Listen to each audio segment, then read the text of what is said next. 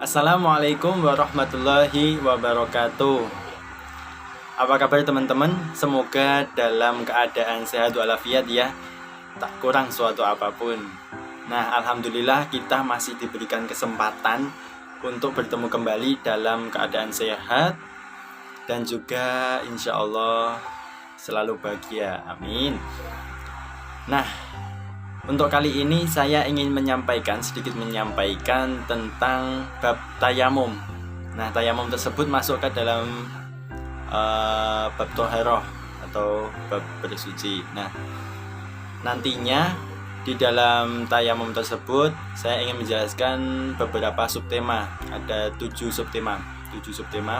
Yang pertama yaitu pengertian, yang kedua yaitu sebab-sebab dibolehkannya tayamum, yang ketiga yaitu syarat-syarat tayamum, yang keempat waktu dan sahnya tayamum, yang kelima yaitu rukun tayamum, dan yang keenam sunnah-sunnah tayamum, dan yang ketujuh yang terakhir yaitu hal-hal yang membatalkan tayamum. Oke, masuk ke pembahasan yang pertama, yakni pengertian dari tayamum. Tayamum menurut bahasa yaitu menyengaja, dan menurut syarah tayamum adalah mendatangkan debu yang suci mensucikan pada wajah dan kedua telapak tangan dengan niat dan cara tertentu. Nah, itu pengertian dari tayamum sendiri menurut bahasa dan menurut syarah. Oke, masuk pembahasan yang kedua yaitu sebab-sebab dibolehkannya bertayamum. Nah, di sini ada 4 sebab. Yang pertama yaitu tidak ada air. Contohnya ketika kita di daerah kita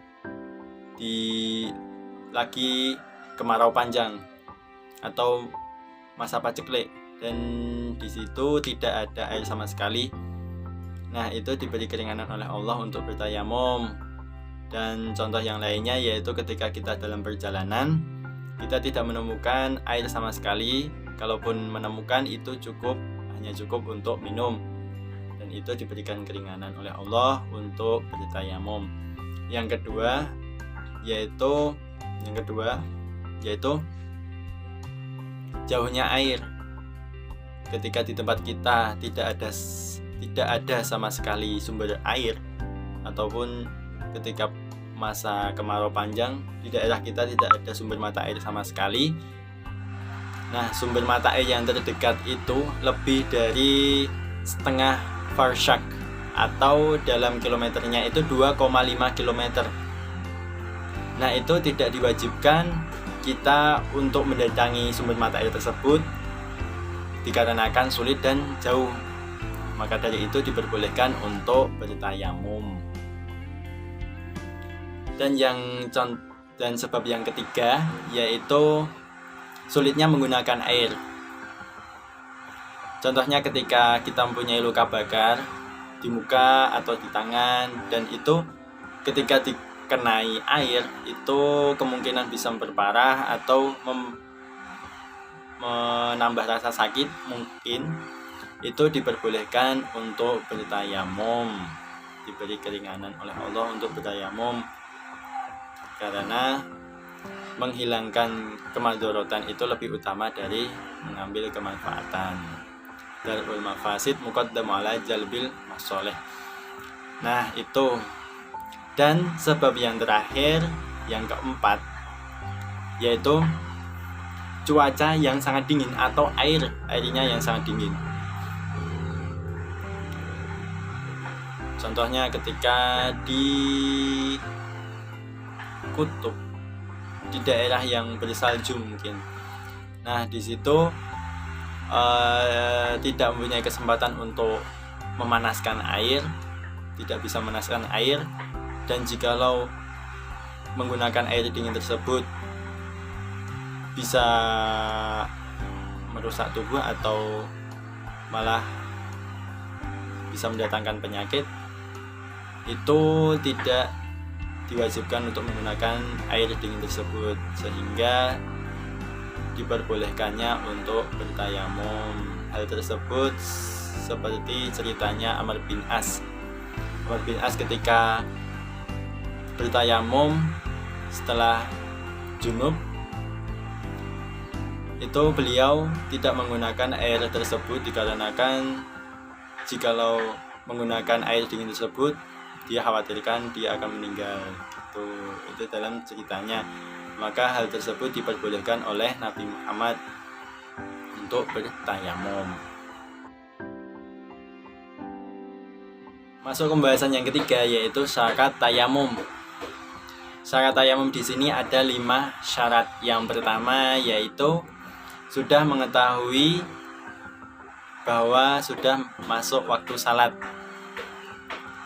Jadi ketika bertayamum itu sudah masuk waktu salat, tidak di luar waktu salat. Contohnya seperti duhur. Nah, bertayamumnya itu ya ketika sudah masuk waktu duhur, bukan sebelumnya. Sebelum duhur, contohnya jam 11 belum masuk waktu duhur, kita udah bertayamum, ya kita nggak sah tayamumnya, karena harus sudah masuk waktu salat.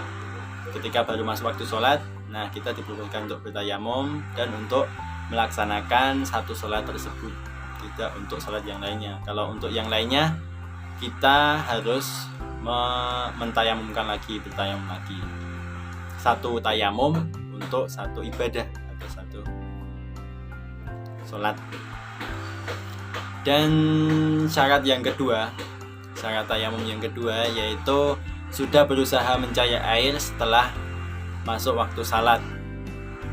Yang ketiga yaitu tanah yang digunakan itu suci, mensucikan, tidak berpasir dan tidak berbentuk bubuk halus. Nah itu. Dan yang keempat yaitu menghilangkan najis terlebih dahulu. Ketika tangan kita ada tai cicak contohnya, ya kita harus bersihkan dulu. Bisa bersihkan sampai warna dan baunya hilang, mungkin teksturnya juga sampai hilang. Intinya sampai bersih, tidak ada warna dan bentuk ataupun bau. Nah itu. Dan syarat yang kelima yaitu berijtihad untuk menghadap kiblat sebelum bertayamum. Jadi ketika bertayamum sudah menghadap kiblat.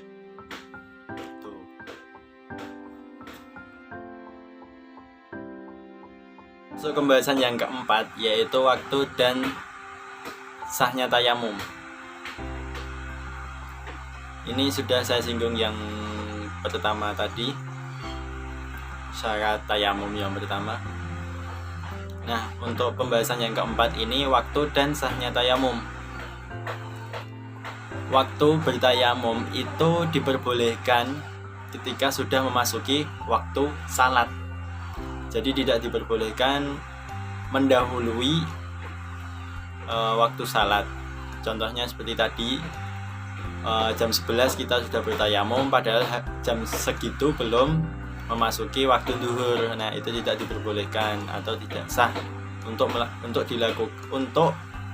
melaksanakan sholat duhur karena belum memasuki waktu duhur. Diperbolehkan untuk bertayamum itu ketika sudah memasuki waktu duhur. Nah setelah itu baru melaksanakan sholat duhur. Dan untuk sahnya tayamum yaitu satu tayamum hanya untuk satu salat, baik itu salat sunnah ataupun salat wajib, bahkan salat jenazah.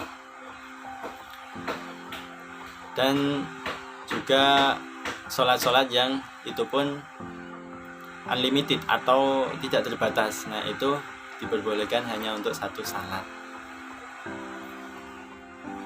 tidak lebih. Jadi ketika kita ingin melaksanakan sholat yang lainnya, ya kita harus bertayamum lagi gitu. Satu sholat, satu tayamum untuk satu salat.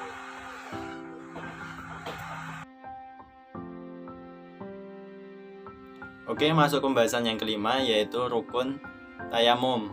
Rukun tayamum ada 4. Yang pertama yaitu niat.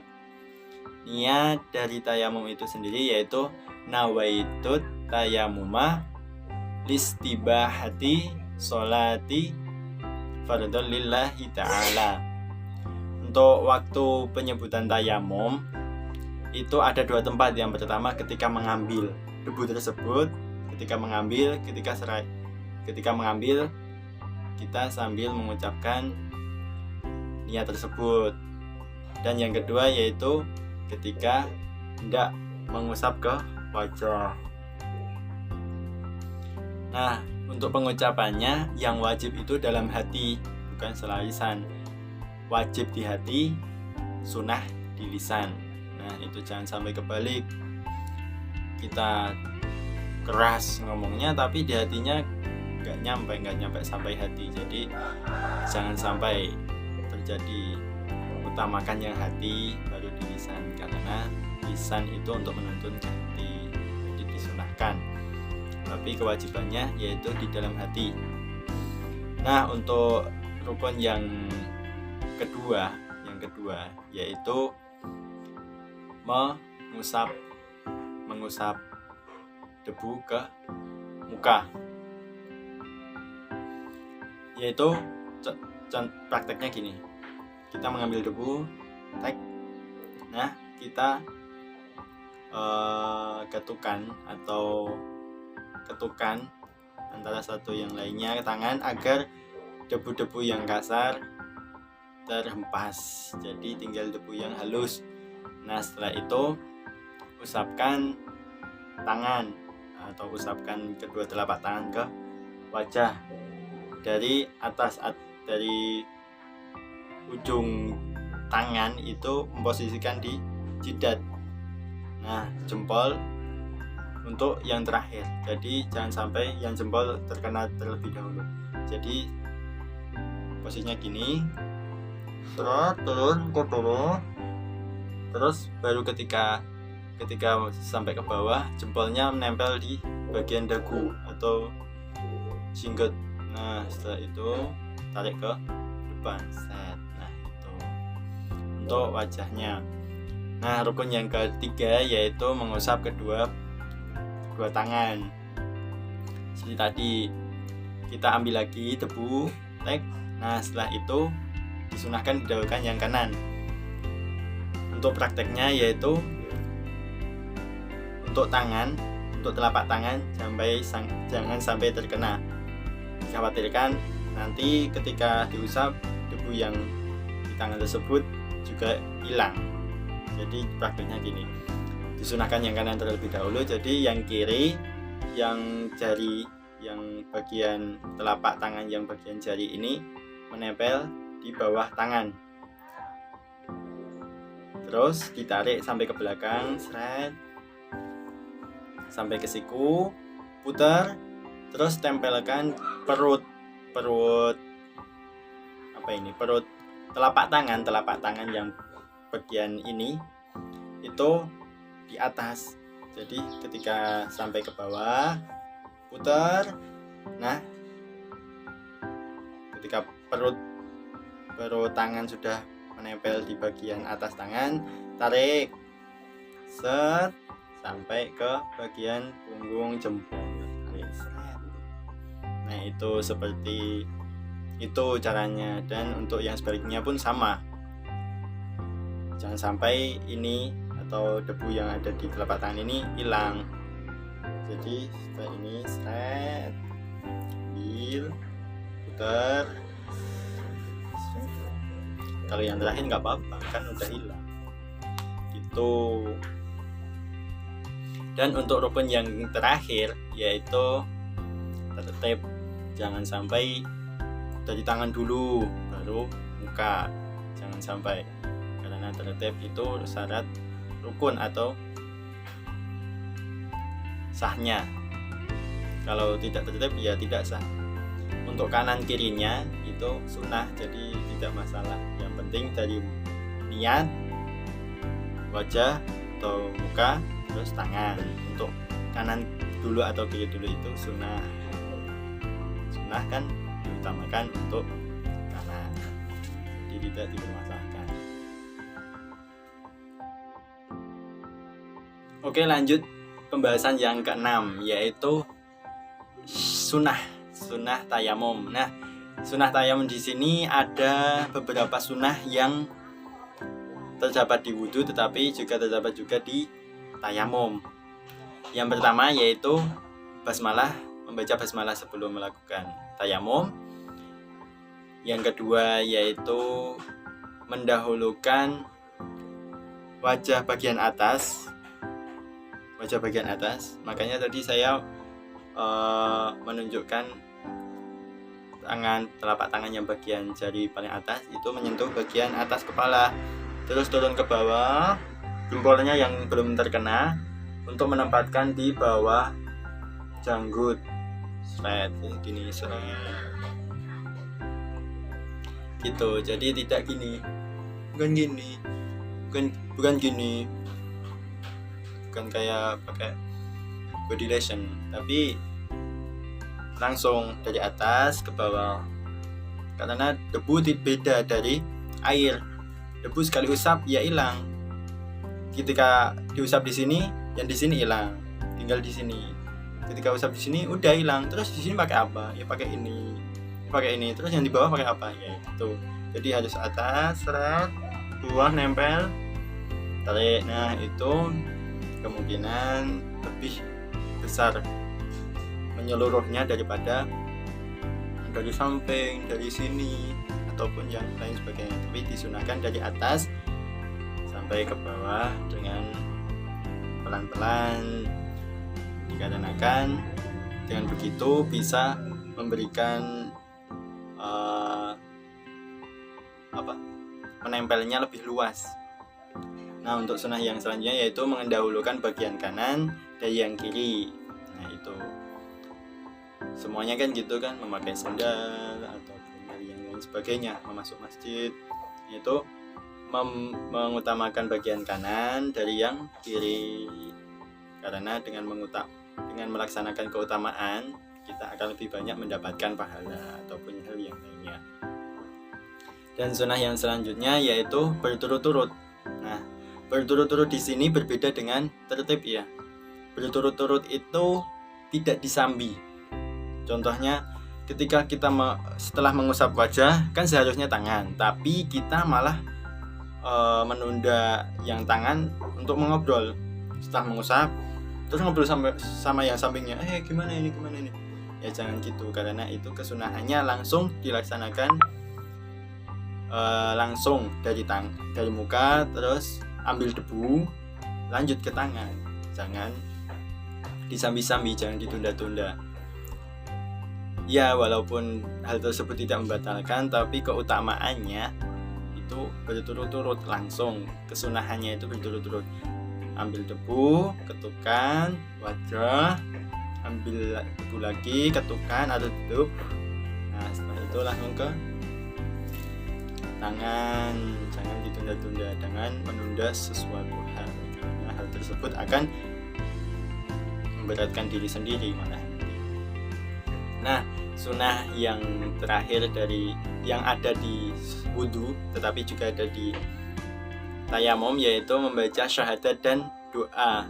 Doanya sama seperti doa wudhu, asyhadu alla ilaha illallah wahdahu la syarikalah wa asyhadu anna muhammadan abduhu wa rasuluh, Allahumma ij'alni minal mutatahhirin waj'alni min ibadikas sholihin. Nah, itu kurang lebih doanya seperti itu. Dan untuk sunnah yang lainnya yang hanya dikhususkan di tayamum yaitu menipiskan debu. Jadi ketika kita setelah mengambil debu, nah kita diutamakan untuk menipiskan, karena yang diambil itu sebenarnya debu yang tipis, bukan yang kasar. Jadi nanti ketika di wajah nggak tenggeronjal, tapi kayak biasa, kayak mengusap tangan yang bersih ke muka yang bersih, nggak dari tanah plok, ada tanahnya, ada kerikilnya, sampai diusap-usap kemudian nanti wajahnya langsung lecet-lecet. Jadi yang diutamakan itu debu yang tipis. Jadi ketika kita mengambil debu, terus diketuk-ketukan, agar debu yang teksturnya kasar bisa terhempas atau terontok.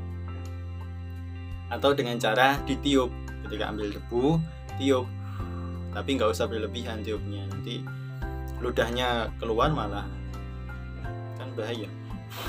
Begitu nggak boleh.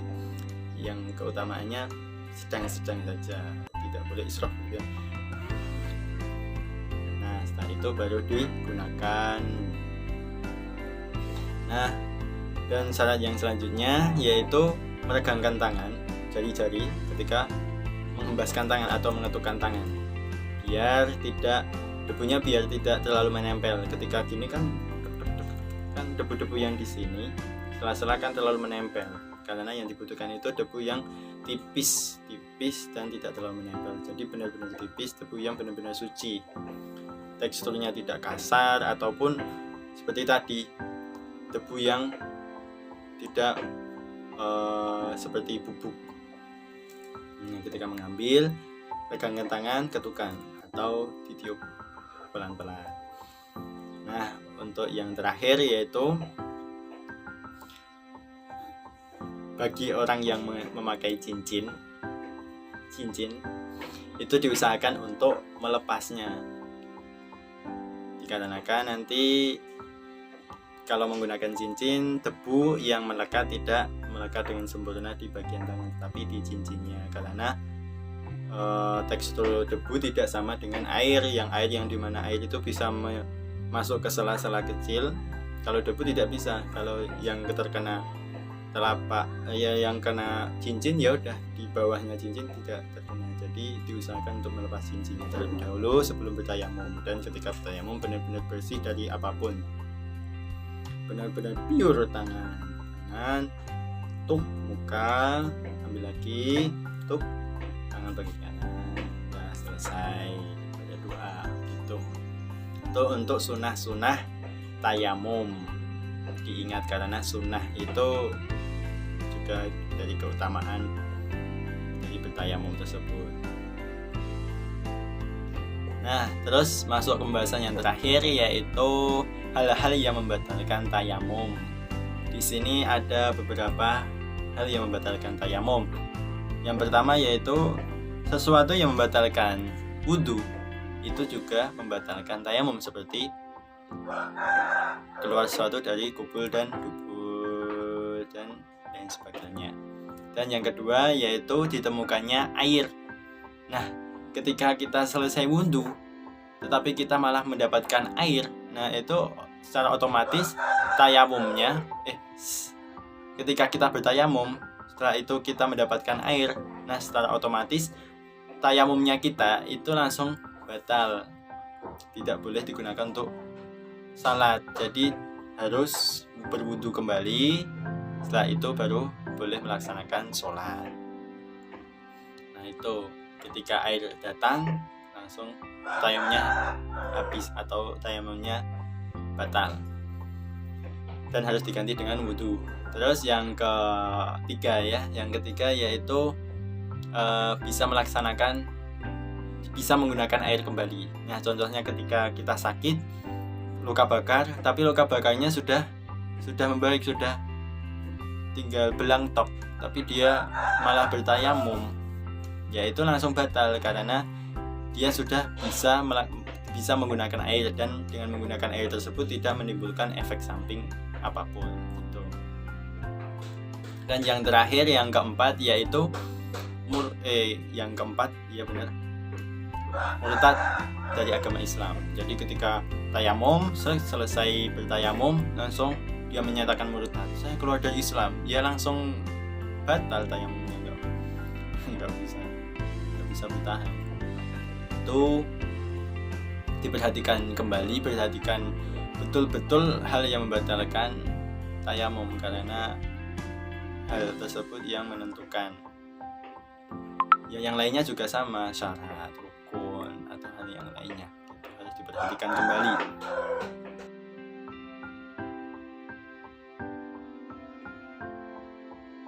Alhamdulillahirrabbilalamin, kita sudah selesai terkait dengan pembahasan tayamum.